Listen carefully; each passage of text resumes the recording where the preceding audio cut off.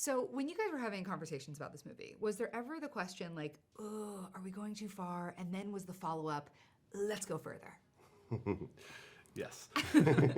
I would say that we would occasionally check in with each other on set. Nick was on set every day, and we would occasionally check in about something and debate whether or not, kind of like we were going in a certain direction, and then we would always just had the gut check of like, well, what's funny?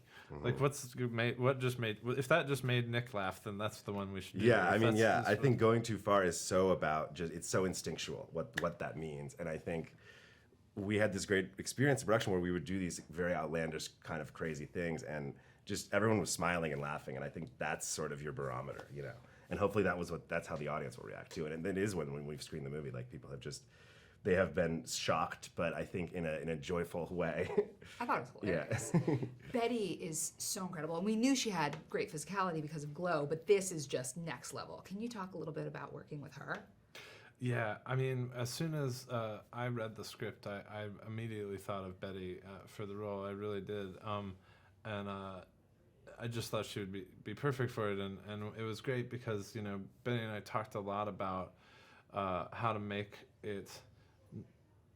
her a three-dimensional kind of weirdo, and how maybe making sure that she was, that Crystal was an enigma in a way was kind of crucial to telling the story, and I just feel like she completely brought it. And also, like you said, she got ripped for the film. Like she could bench press both of us, I think, at some point. And so it was awesome to just watch her, be tough.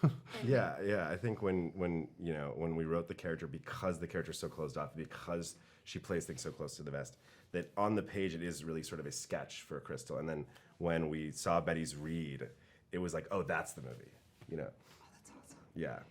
Hilary Swank is just chomping scenery, and it's delightful. Was she in your head when you were writing? She was. We thought about her because we knew that this was going to be sort of the final boss at the end, the last confrontation.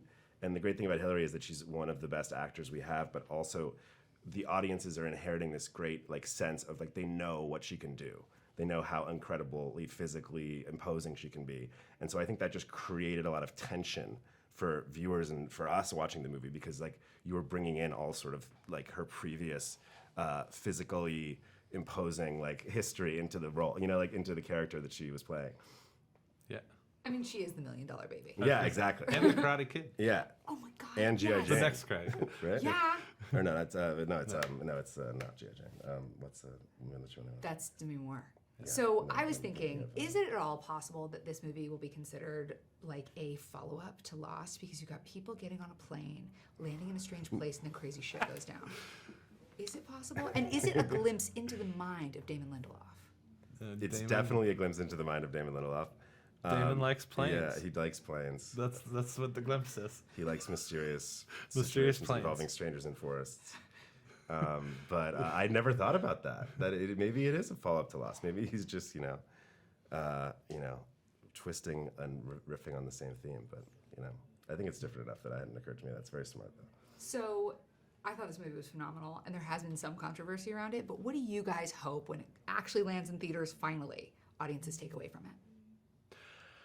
I hope first and foremost that everyone has a good time. That was really the objective of the movie, and has a blast, and maybe reflects a little bit on kind of where we are culturally, and maybe decides that it is worth it for us to all laugh at each other and laugh at ourselves, and kind of take it down a notch in some of our stuff, and then lastly, I hope that people just say, wow, Betty Gilpin is really, really tough, amazing actress, and Hilary Swank is an amazing foil, and that there's a lot of great action in the movie. Nick? This movie, to me, is a love letter to America in all of its screwed up glory. So I hope that that's the reaction that people have. I think that we talked about this from the beginning and always had this hope, however ambitious it might be, that like people from sort of all different political backgrounds could sit in a theater together and laugh at themselves and laugh at each other, and maybe it would actually bring them a little bit closer to each other.